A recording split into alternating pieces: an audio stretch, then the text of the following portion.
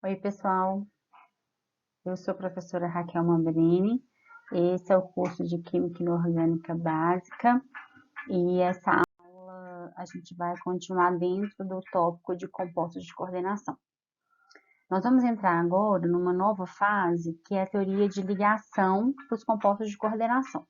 E antes da gente abordar essas teorias de ligações, a gente tem que falar um pouco sobre os orbitais, sobre orbitais atômicos.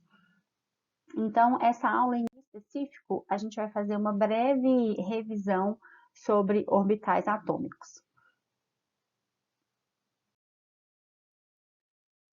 Quando a gente fala de orbital atômico, a gente tem que falar da teoria do modelo atual para os nossos átomos. E a teoria mais aceita hoje pela nossa sociedade é o modelo que se baseia na resolução da equação de Schrödinger para o átomo de hidrogênio.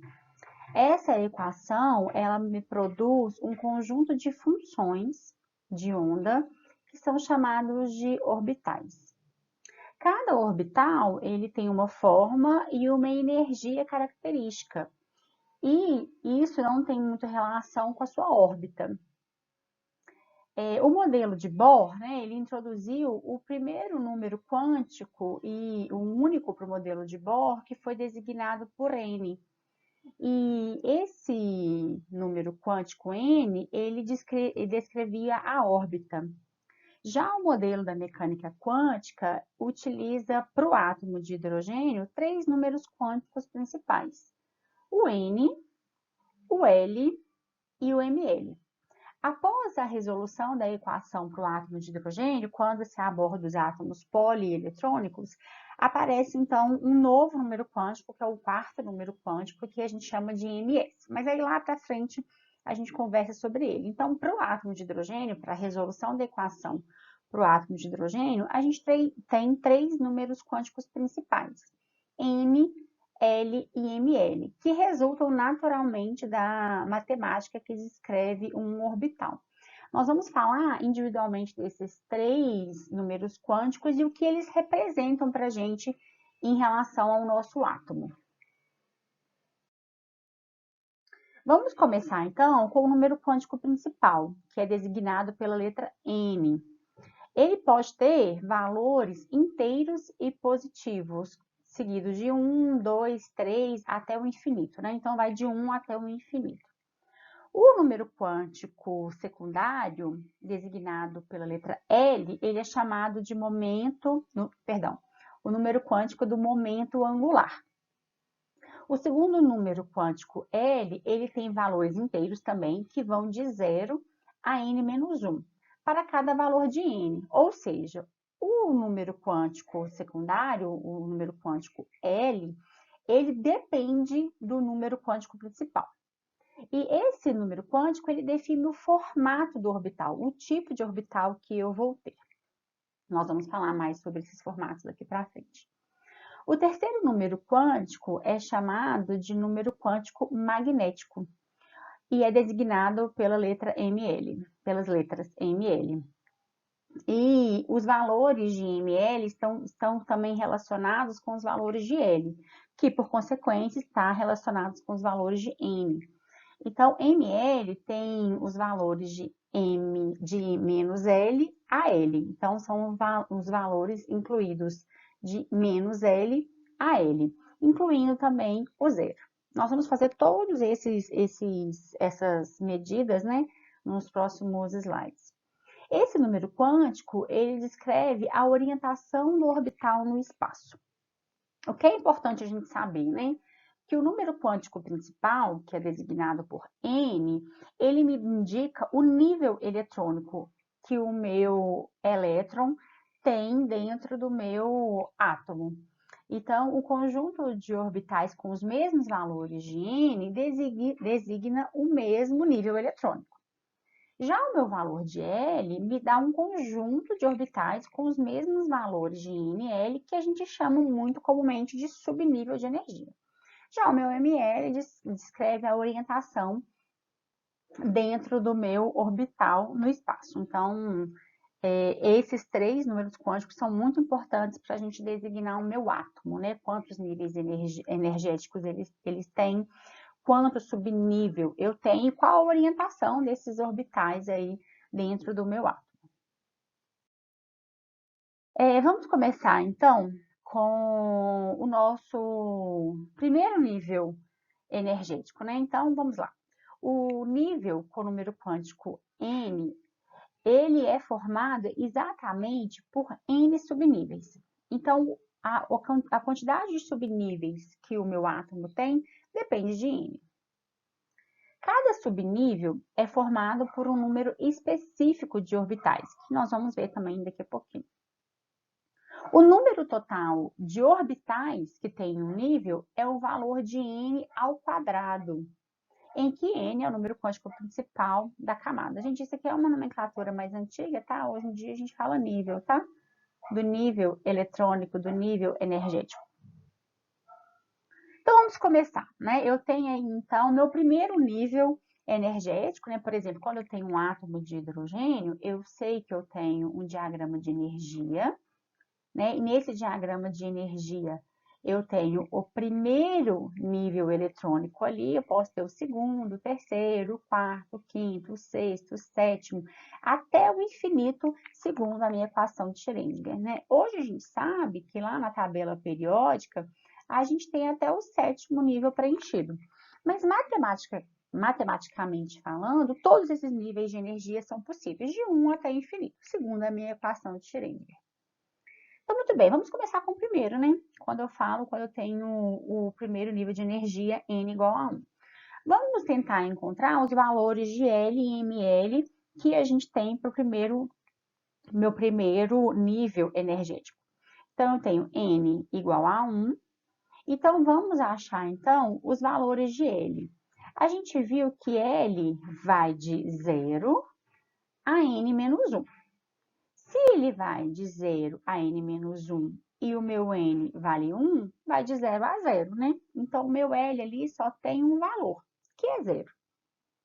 Já o meu mL, ele depende do valor de L.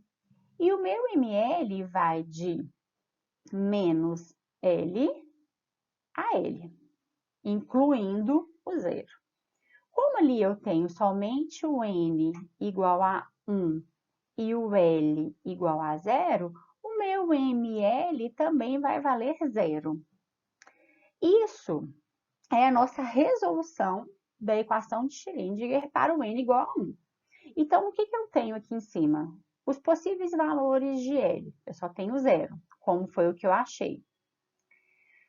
A gente tem, então, apenas um valor de L e um valor de mL. Depois eu coloco aqui essa designação. Então, mL também vale 0. Aqui, comumente falando, quando a gente tem L igual a 0, a gente chama esse subnível de S. Então, toda vez que L for igual a 0, isso quer dizer que eu estou no meu subnível S. Como eu estou no meu primeiro nível energético, eu estou falando de um orbital 1s, porque o meu L vale 0. Para esse valor de L, a gente só tem um valor possível de mL, que é o 0. Então, o total de número de orbitais nas subcamadas é um só, né? Eu tenho só o meu orbital 1s ali. Lembrando que o número total de orbitais é n ao quadrado. Se eu tenho apenas número quântico 1 ao quadrado, eu vou ter mesmo o total de um orbital ali naquele meu nível eletrônico. Então, muito bem. Então, vamos agora para o meu segundo nível energético. Vamos fazer aí até o terceiro. Aí depois o quarto, quinto fica aí de cada casa para vocês treinando, achar esses valores de número quântico principal, secundário e o terceiro número quântico. Então, vamos agora para o meu segundo nível eletrônico. Então, vamos fazer aqui o exercício de novo. Então, eu tenho N igual a 2. Para N igual a 2, quais serão os meus valores de L? Lembrando que L vai de 0 a N menos 1. Então, como eu tenho o meu número quântico principal igual a 2, eu tenho, então, a possibilidade de 0 a 2 menos 1. Então, o meu L vai de 0 a 1. Então, eu tenho duas possibilidades, né? Para n igual a 2, eu vou ter o meu L valendo 0, vou colocar aqui uma coluninha de L, valendo 0, e o meu L valendo 1. A gente já viu no slide anterior que quando o meu L vale 0, a gente chama isso de um subnível S. Quando eu tenho L valendo 1, eu vou chamar esse subnível de P. Então, aqui no meu segundo nível, eu vou ter um subnível chamado S e um P. O ml, ele depende do valor de L. Então, para cada valor de L, eu vou ter um conjunto de solução de ml. Lembrando aqui, vou colocar aqui embaixo, que o ml vai de menos L a L. Então, se o meu L vale 0, o meu ml também vai valer 0. Então, para um valor de L 0, eu tenho o valor ml. Agora, para o valor de L igual a 1, eu vou ter a variação de menos 1, 0 e 1. Ou seja, para um conjunto de n igual a 2, L igual a 1, eu tenho três valores possíveis de ml, menos 1, 0 e 1. O que isso quer dizer? Quer dizer que eu tenho três orientações possíveis para esse subnível P. Então, isso me dá três orbitais diferentes para o meu subnível P. Então, vamos recordar lá, de fato, eu tenho três orbitais P, o Px, o Py e o Pz. Então, o ml me dá a quantidade de orientação que eu tenho daquele orbital em relação ao meu átomo, e como são três, então eu vou ter três orbitais. Pronto, eu agora coloquei aqui mais para baixo, né, a minha tabelinha para a gente conferir nossos valores. Então, vamos lá. Quando eu tenho meu segundo nível energético, então eu tenho dois possíveis valores de L, 0 e 1, foi o que a gente achou, né? Ou então eu tenho o S e o P, então vai ter o meu subnível 2S e 2P. E possíveis valores de ml, 0, como a gente achou, menos 1, 0 e 1, ou seja, isso me dá um total de 3 orientações possíveis, 3 orbitais possíveis. E então, esse subnível me dá 3 orbitais, mas a gente não pode esquecer que eu também tenho o primeiro subnível, que é o ES, então totaliza aqui 4 orbitais. Se eu pego n ao quadrado, eu tenho 2 ao quadrado, que é igual a 4. De fato, eu tenho 4 orbitais ali. Então, vamos recapitular. Quais são eles? O meu orbital 1s, meu orbital 2s e 3 orbitais p. Então, totaliza, então, 4 orbitais. Vamos só considerar aqui uma coisa importante. Se eu estou no meu segundo número quântico principal, obrigatoriamente, eu também tenho o meu primeiro número quântico, né? Então, aqui eu tenho um orbital S e aqui eu tenho um orbital S e um orbital P. No subnível, não, perdão, no nível 2, eu tenho no total de 4 orbitais.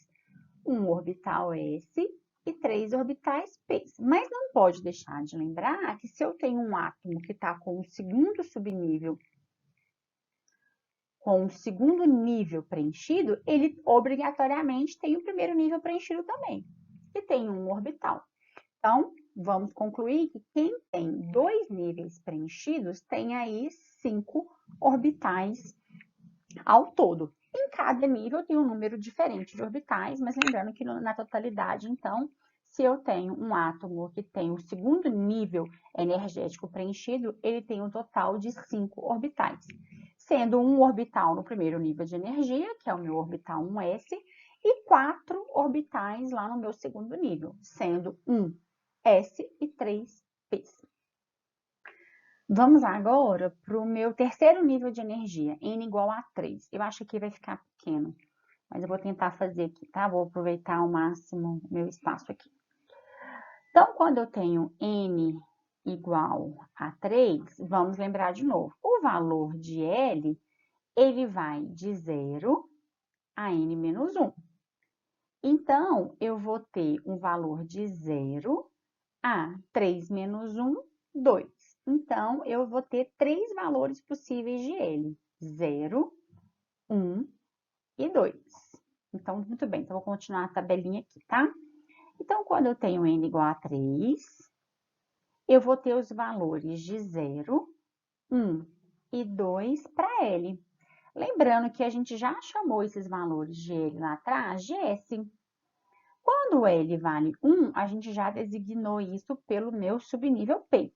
E agora, quando eu tenho L igual a 2, eu vou designar pela letra D. Só um comentário que essas letras, elas estão muito relacionadas à simetria do orbital. Nós vamos ver daqui para frente como que são essas formas desses orbitais. Então, para facilitar, né, a designação do meu orbital, foi trocado o número pela letra que está relacionado com a simetria desse orbital, ok? Então, vamos lá. Então, a gente sabe que para cada valor de L, eu tenho um valor de ml. Então, não muda lá dos outros níveis já analisados. Quando L vale 0, meu ml vale 0.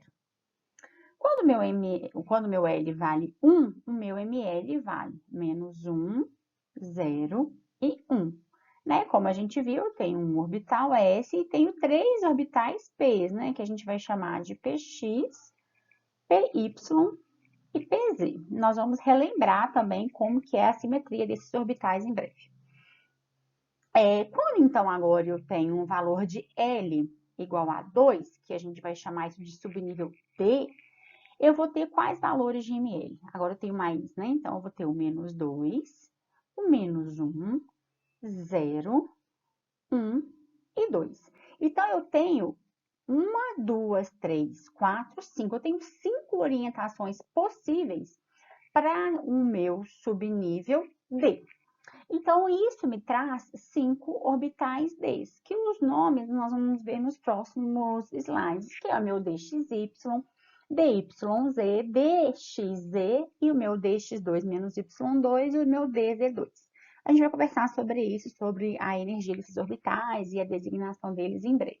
Então, por enquanto, aqui a gente está só cruzando esses dados, né? Achando a quantidade de orbitais relacionada com a minha equação de Schrödinger. Então, muito bem. Então, vamos ver, então, o que eu tenho. Vamos ver se a gente acertou, então, né? No meu terceiro nível energético, então, eu tenho 3 possíveis valores de L. Então, L igual a 0, eu tenho o meu orbital 3s. O meu L igual a 1, eu tenho o meu orbital 3p. Então, agora eu tenho também agora o meu orbital 3d. Então, agora, a quantidade de orbital, quem me dá é o meu valor de ml. Então, eu tenho ml igual a 0, totalizando, então, um orbital. De fato, eu tenho só um 3s ali, né?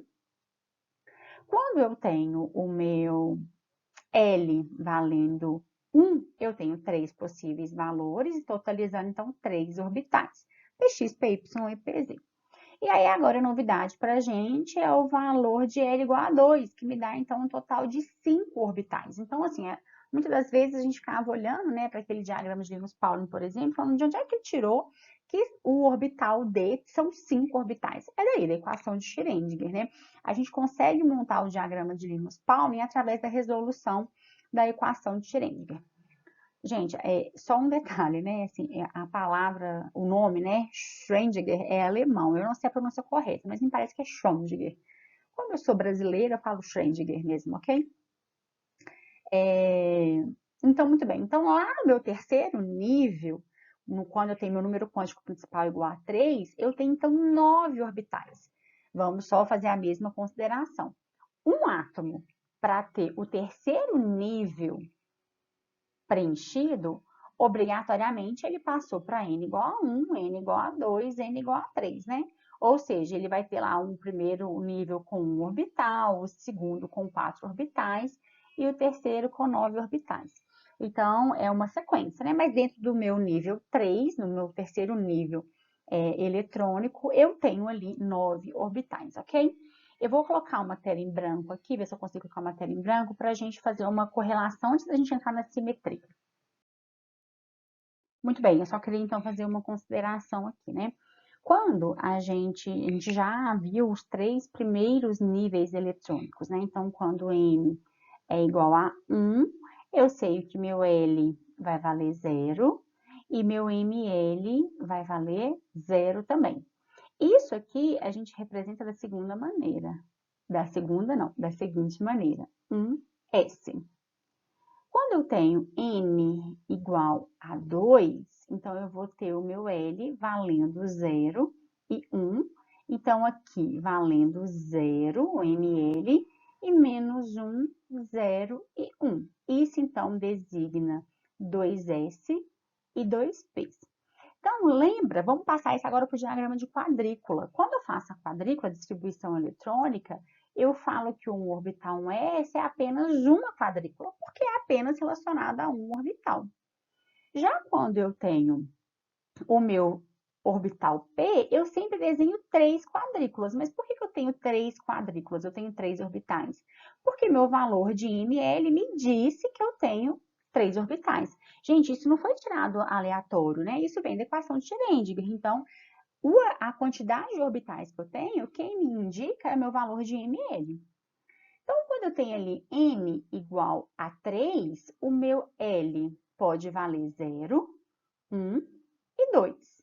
Então, eu tenho 0, menos 1, 0 e 1, como a gente já fez, né? E o meu valor de L igual a 2, menos 1, 0, 1 e 2. Então, vamos lá no diagrama de quadrículas, né? No terceiro nível eletrônico, a gente sempre desenha um orbital, vou colocar aqui 3s, 3 orbitais P, isso não muda, tá, gente? Dependente do meu nível quântico que eu estiver, eu posso estar lá no meu 7º nível.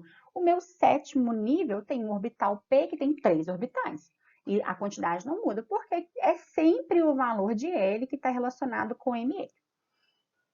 E por fim, né, eu vou ter então 5 orbitais desse. 1, 2, 3, 4, 5. Então, aqui eu tenho meus orbitais desse. Só para a gente fazer um exercício, não está previsto aqui, mas vamos ver lá o meu N igual a 4.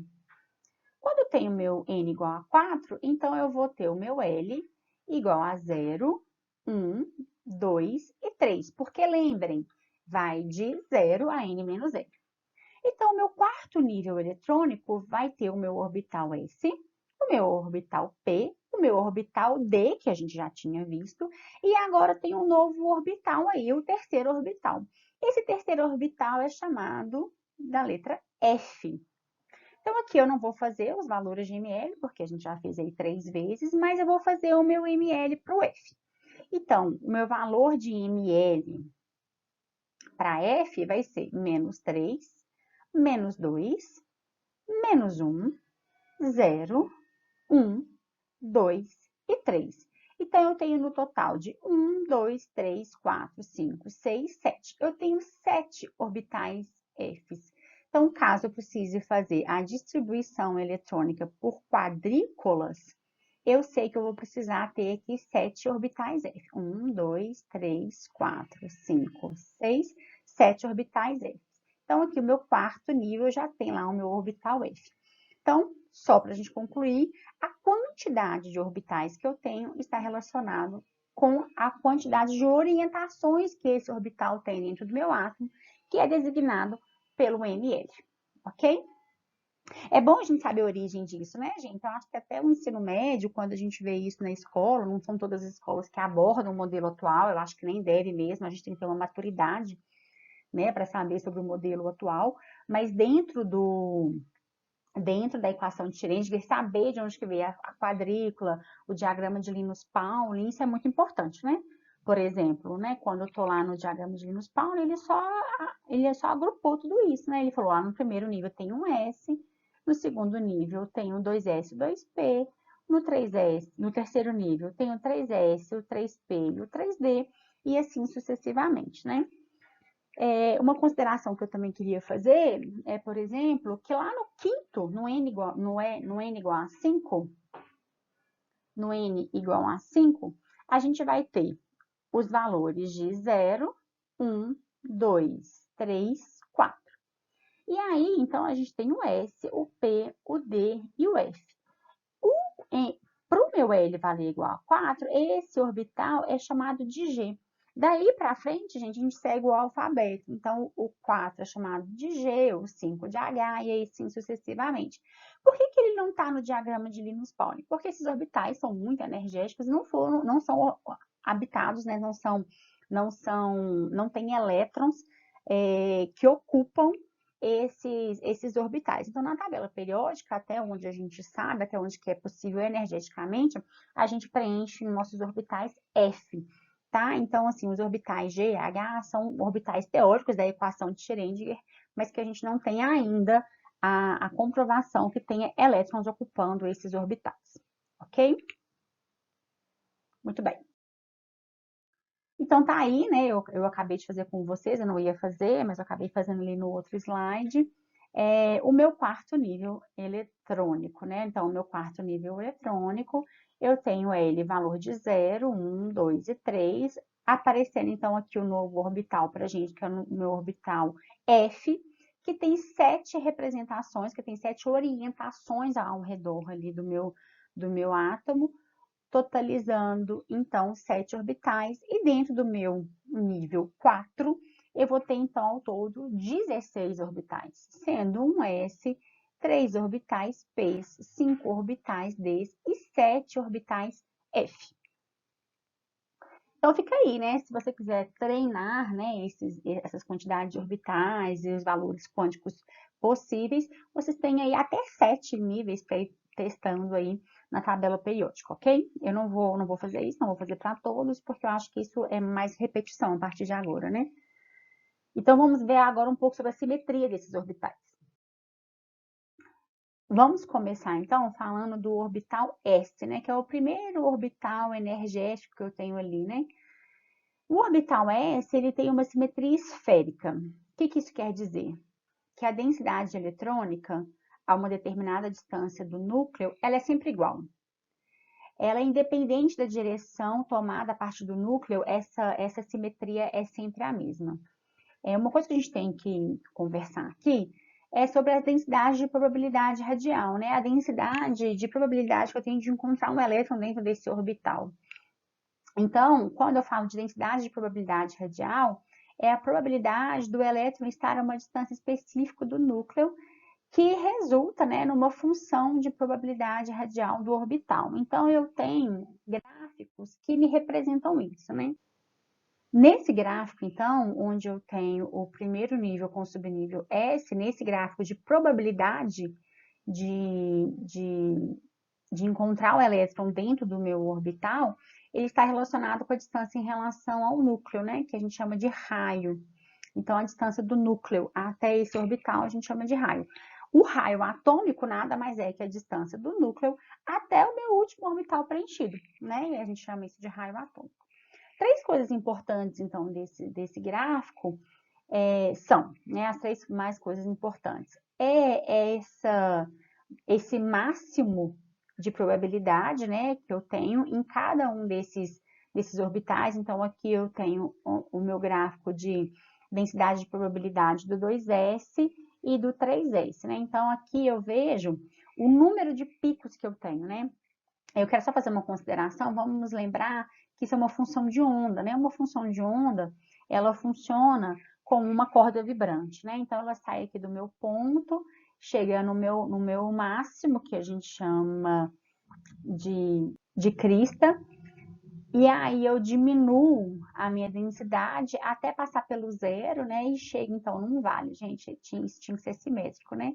Essa é a minha função de onda. Lembrando que eu tenho aqui a minha crista e o meu vale, eles têm a mesma amplitude, a diferença é em relação à orientação, mas eles têm o mesmo valor. Vamos ver que toda vez que a gente passa por uma crista para chegar num vale, essa função, obrigatoriamente, ela passa pelo zero. Toda vez que a função de onda passar pelo um zero dentro do meu átomo, eu vou chamar isso de nó. Quando a função de onda é igual a zero, eu tenho zero probabilidade de encontrar um elétron dentro daquele orbital. Então, isso é a segunda informação importante que eu tenho nesses gráficos, né? É a quantidade de nó. A quantidade de nó é quando a função de onda vale zero.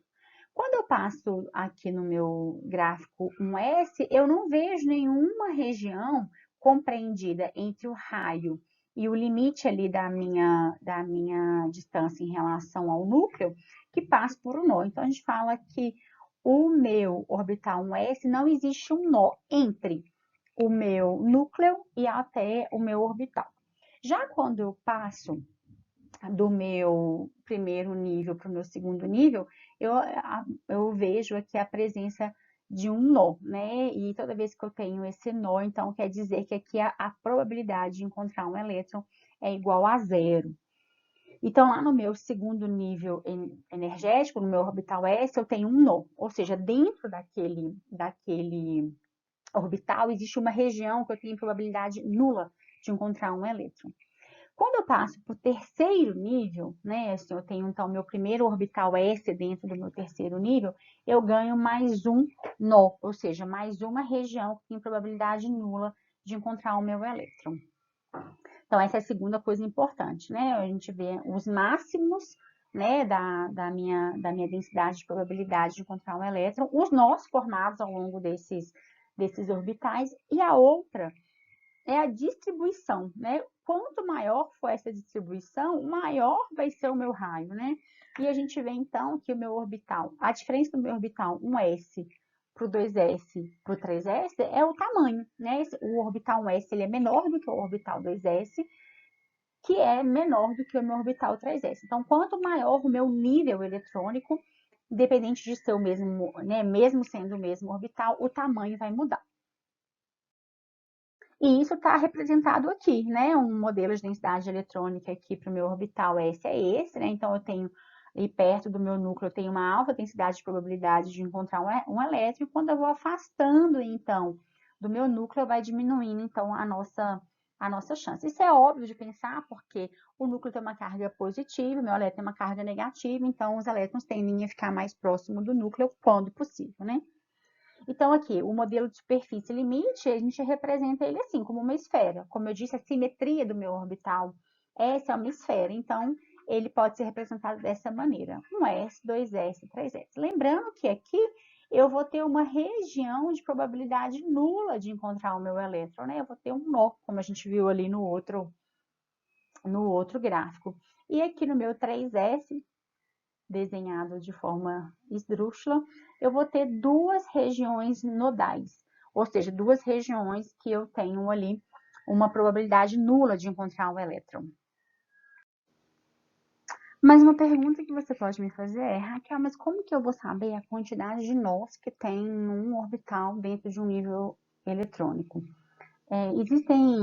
Existe uma formulinha para isso que é dado por um número de nós é igual a n menos L menos 1. O que isso quer dizer? Lá no meu subnível 1S, eu vou ter n igual a 1, L igual a 0, menos 1, totalizando, então, 0 nós. Quando eu estou lá no meu 2S, eu vou ter o n igual a 2, o L continua 0, porque é o meu orbital S, menos 1. Então, eu vou ter 1 nó. Quando eu estou lá no meu 3S, então eu vou ter 3 menos 0 menos 1, que é igual a 2, ok? Então, o número de nós é dado, por n menos L menos 1. Então, vamos falar um pouco sobre esses gráficos de superfície limite que eu acabei de apresentar para vocês. Ele inclui, então, uma porção substancial da densidade eletrônica do orbital, chamada de representação de superfície limite. E as representações de superfície limite dos orbitais S são esferas. Então, comumente, gente, a gente representa um orbital S como uma esfera, né? O orbital 2S como esfera maior e o 3S maior ainda. Lembrando que a gente tem que saber o número de nós que tem ali dentro. Uma coisa importante para quando a gente for passar agora para o meu orbital P é lembrar que, como eu disse para vocês, isso é uma função de onda, né? Que assemelha, então, a função de uma corda amarrada a um ponto fixo.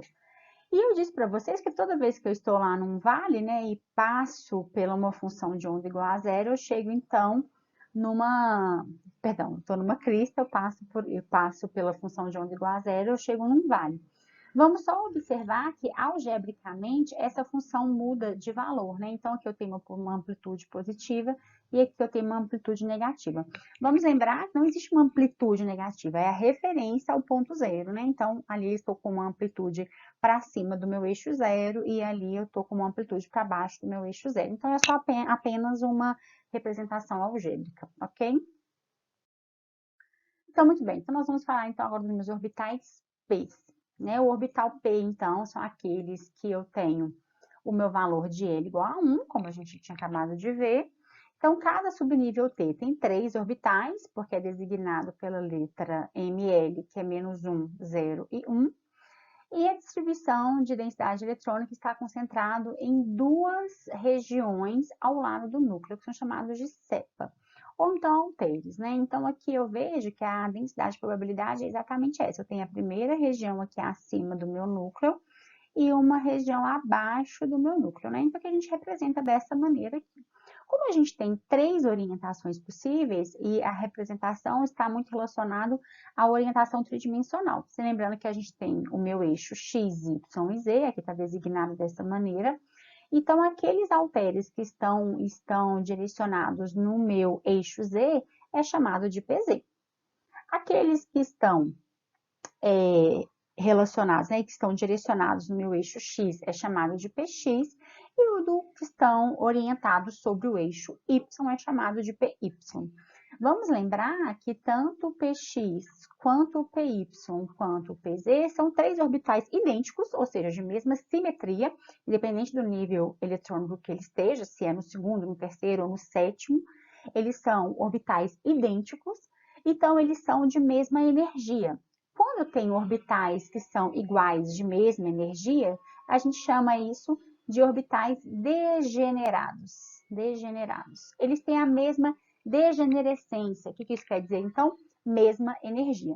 Então, quando num diagrama de energia, quando eu coloco lá o meu primeiro orbital S, né? Então, o S, o 2S, o meu orbital P, ele está um pouquinho acima lá do meu S, mas eles têm a mesma energia, tanto o Px quanto o Py quanto o Pz, né? Então, ali quando eu não tenho nenhuma situação, né, específica, quando estão no meu átomo, o Px, Py, o Pz, eles são degenerados, eles têm a mesma energia, ok?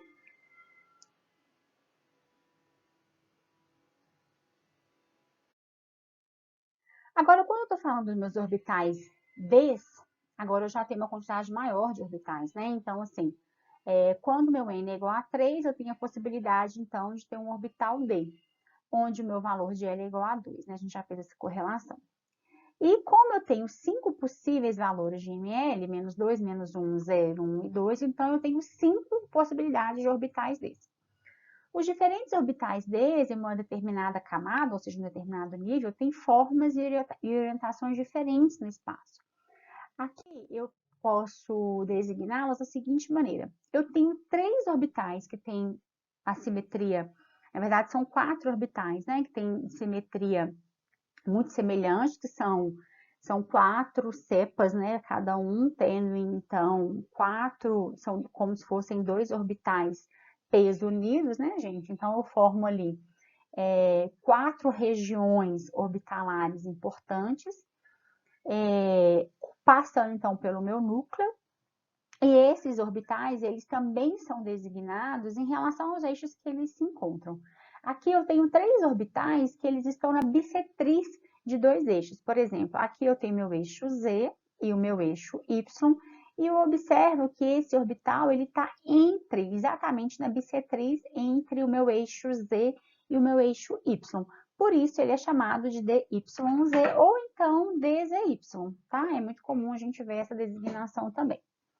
O meu segundo orbital D, ele está, né, ele compreendido entre o meu orbital Z, entre o meu eixo Z e o meu eixo X. Então, ele é designado por DXZ ou DZX. Então, ele se encontra aqui na bissetriz desses meus 2 eixos.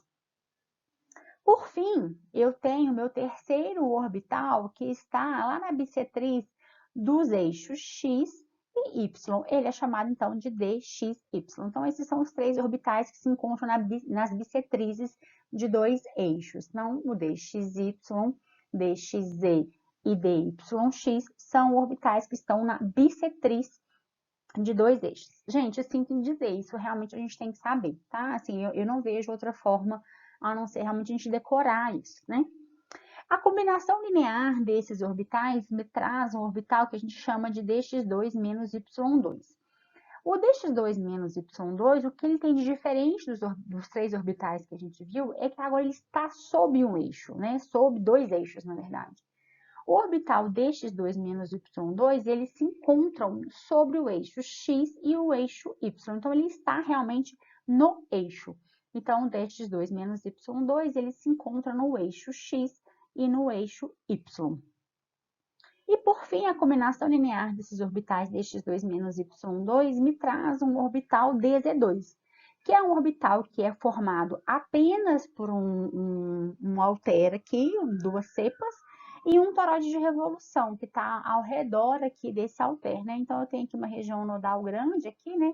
Essa região que não tem pegou aqui um orbital, tá, gente? Sim, desculpa.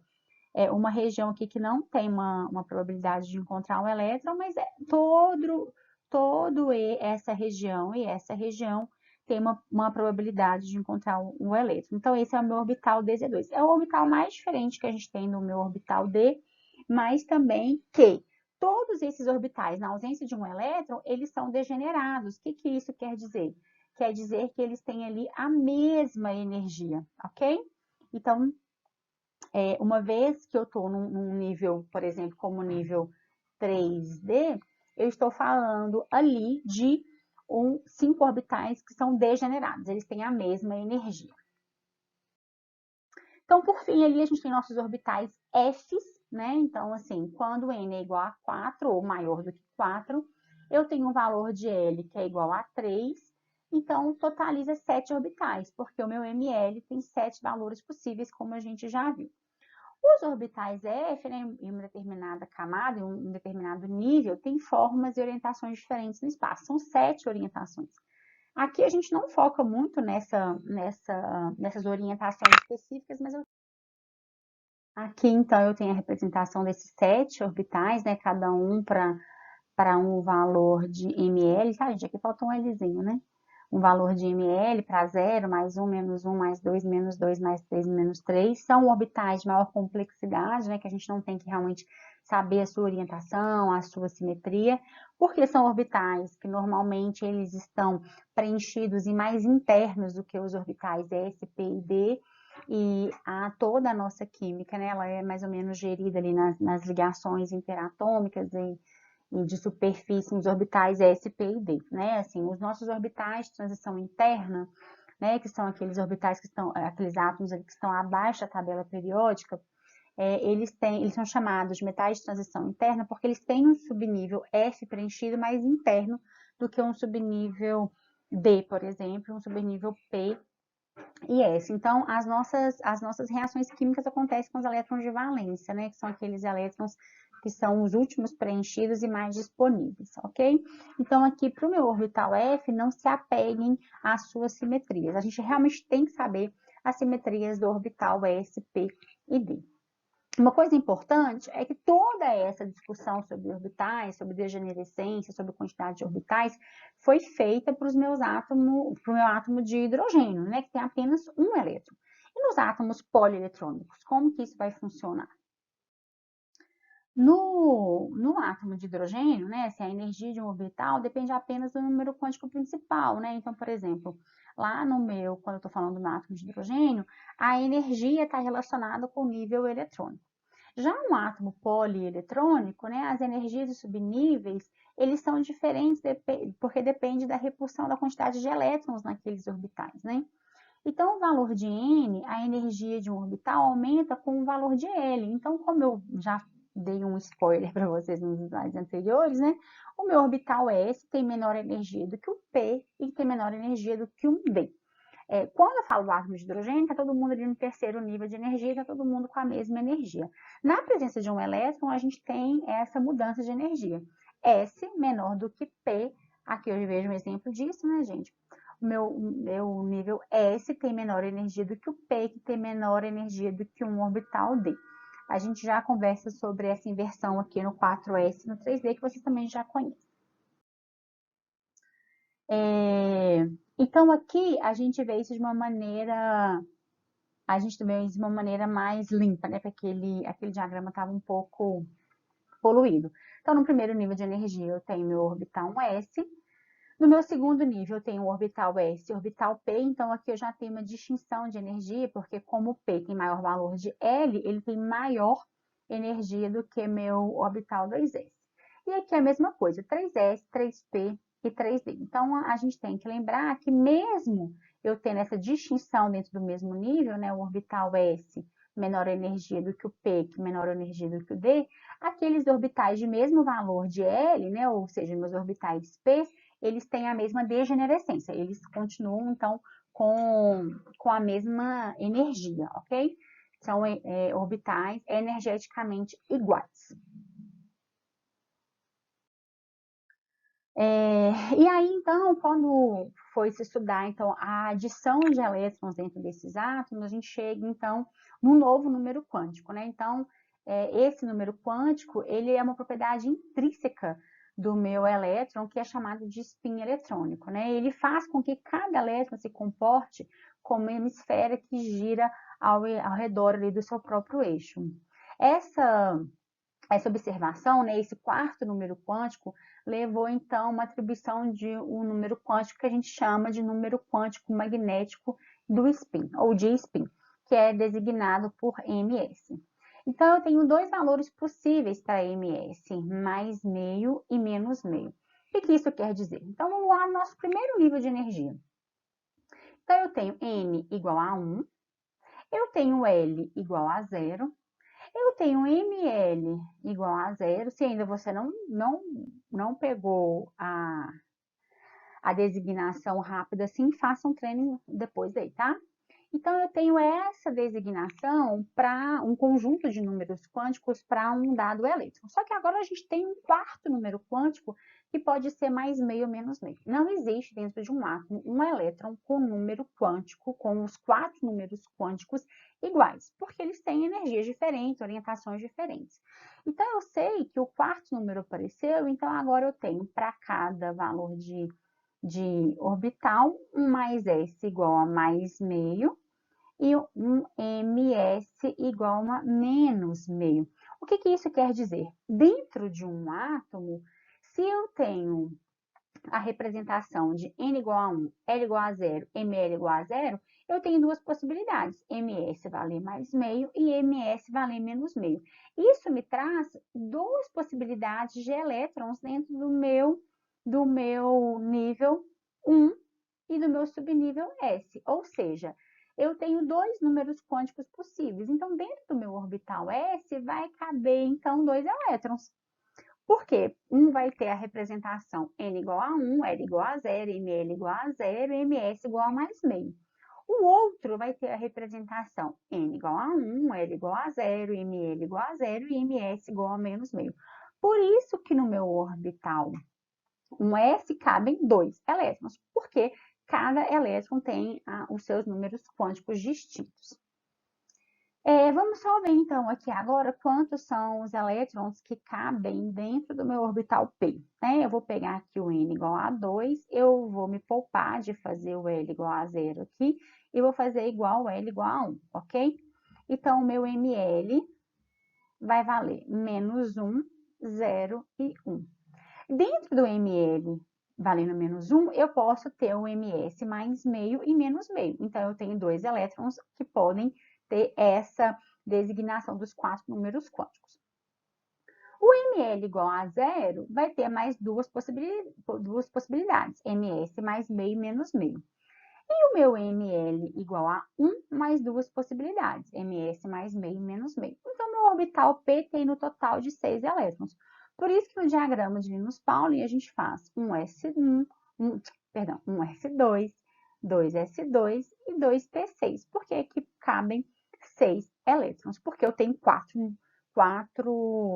eu tenho 3 possibilidades de orbital e cada orbital cabe em 2 elétrons. E assim sucessivamente. Por isso que o meu orbital D, cada orbital D vai caber 2 elétrons, e são 5, então eu tenho 10 elétrons ali. Então, essa novidade só veio depois que a gente começou a adicionar elétron dentro do meu átomo e ver se a equação de Schrödinger funcionava. E para funcionar, então, eu precisava do meu quarto número quântico, que é o número quântico de spin, ou número quântico magnético de spin, ou muitas vezes a gente só chama de spin mesmo, spin eletrônico, que tem o valor de mais meio e menos meio. Então, aqui tem uma tabelinha resumindo, né? Assim, essa tabela a gente já viu lá atrás, né? Eu acabei de fazer no slide anterior, encontrar o valor de L, ML e MS. Vou fazer aqui, então, do meu orbital D para a gente ter certeza, né? Então, eu tenho N igual a 3, o valor de L vale 2, então, eu tenho aqui, então, meu orbital 3D. Então, tá. Então, olha só, para N igual a 3, L igual a 2. Eu vou ter o meu ML valendo 0. Vou fazer assim, tá? Mais 1, menos 1, mais 2 e menos 2, né? Ou seja, menos 2, menos 1, 0, 1 e 2. Aí não faz diferença.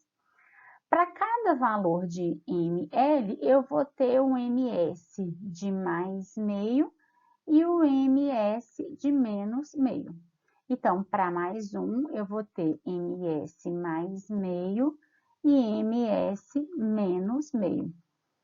Para esse aqui, eu vou me poupar a escrever aqui, eu tenho mais 2, esse aqui eu tenho mais 2, esse aqui eu tenho mais 2, ou seja, MS mais meio menos meio. Então, ao todo, eu vou ter 2, 4, 6, 8, desculpa, 1, 2, 3, 4, 5, 6, 7, 8, 9, 10. Eu vou ter, então, ao todo, 10 elétrons no meu orbital D. Bom, então essa aula foi mesmo para a gente revisar esses conceitos, né, da equação de Schrödinger para átomos de hidrogênio e átomos polieletrônicos. A gente viu que a gente tem 4 números quânticos principais, de N, L, ML e MS. Lembrando que N, vamos só reforçar, porque isso tem que entrar na cabeça de vocês, vai de 1 a infinito. Lembrando que na tabela periódica temos só 7 níveis preenchidos, então vai de 1 a 7 para a gente, de conhecimento atômico. O nosso L, ele vale de 0 a N menos 1, então depende lá do meu nível que eu estou. E o meu ML vale de menos L a L. Então, para cada valor de L, eu tenho um conjunto de MLs associados. E para cada ML, eu tenho 2 possíveis valores de MS, mais meio e menos meio. Com isso, a gente acha a totalidade de elétrons que cada nível e subnível pode ter. A gente acha a quantidade de elétrons, de orbitais, de possibilidades que eu tenho em cada nível eletrônico. Bom, eu espero que vocês tenham relembrado aí no geral como que a gente tem esses orbitais. O que é muito importante para a gente entrar na teoria do campo cristalino é a gente conhecer os orbitais d, então o dxy, dxz e dyz, dx2 menos y2 e dz2, e lembrar qual é essa simetria desses orbitais. Ok? Muito obrigada, gente. A gente se vê na próxima aula.